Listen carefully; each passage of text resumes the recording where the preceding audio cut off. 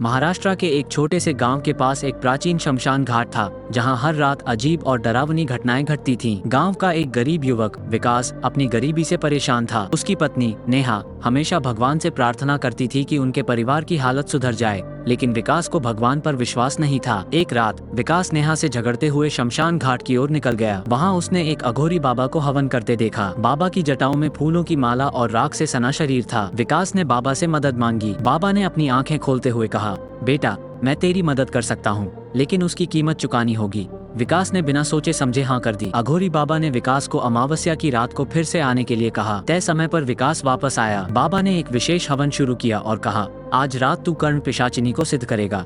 हवन के दौरान धुएं से एक भयानक आकृति उभरने लगी। ये कर्ण पिशाचिनी थी, जिसकी आंखों में आग और चेहरा बेहद डरावना था। उसने विकास से कहा, अगर तू मेरी 3 शर्तें मानेगा तो मैं तुझे धन संपत्ति दूंगी। विकास ने शर्तें मान ली। पहली शर्त थी कि वह किसी को कर्ण पिशाचिनी के बारे में नहीं बताएगा। दूसरी शर्त थी कि वह सिर्फ कर्ण पिशाचिनी को संतुष्ट करेगा, और तीसरी शर्त थी कि वह कभी उसे अनसुना नहीं करेगा। विकास ने तीनों शर्तें मान ली और कर्ण पिशाचिनी ने उसे एक विचित्र माला पहनाई। अगले ही दिन से विकास की किस्मत बदल गई। उसे अचानक कहीं से भी पैसा मिलने लगा और लोग उसके पास भविष्य जानने आने लगे। विकास अब एक साधारण युवक नहीं था, बल्कि एक ज्ञानी बाबा के रूप में प्रसिद्ध हो गया था। उसकी पत्नी नेहा ये सब देखकर हैरान थी, लेकिन विकास की आंखों में सिर्फ कर्ण पिशाचिनी का लालच था। एक दिन एक अमीर व्यापारी का बेटा विकास के पास आया और अपनी प्रेमिका के बारे में पूछा। विकास ने अपनी आंखें बंद की और कर्ण पिशाचिनी ने उसके कान में कुछ कहा। विकास ने लड़के से कहा, तुम्हारी प्रेमिका जल्द ही मरने वाली है और उसकी प्रॉपर्टी तुम्हारे नाम हो जाएगी।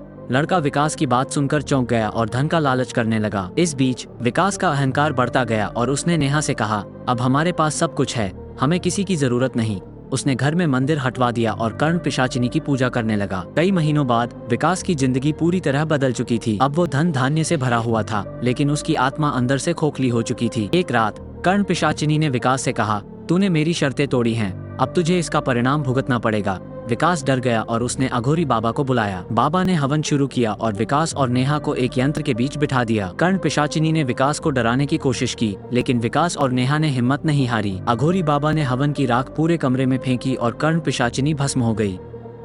बाबा ने कहा, बेटा, अब तुम मुक्त हो, लेकिन याद रखना, लालच और लोभ से कभी भी खुशहाली नहीं आती।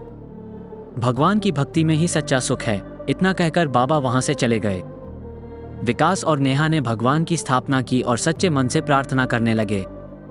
उनका जीवन फिर से सामान्य हो गया, लेकिन विकास ने एक बात सदा के लिए सीख ली कि लालच हमेशा विनाश की ओर ले जाता है। विकास और नेहा ने अपनी नई जिंदगी में भगवान की पूजा और समाज की सेवा को महत्व दिया। धीरे धीरे उनकी खुशहाली वापस आई और उन्होंने एक शांतिपूर्ण और सुखी जीवन व्यतीत किया। विकास की कहानी ने पूरे गांव को एक महत्वपूर्ण सबक सिखाया कि धन और संपत्ति से बढ़कर सच्ची खुशी और संतोष है, जो सिर्फ भगवान की भक्ति और सच्चे मन से की गई प्रार्थना से मिलती है।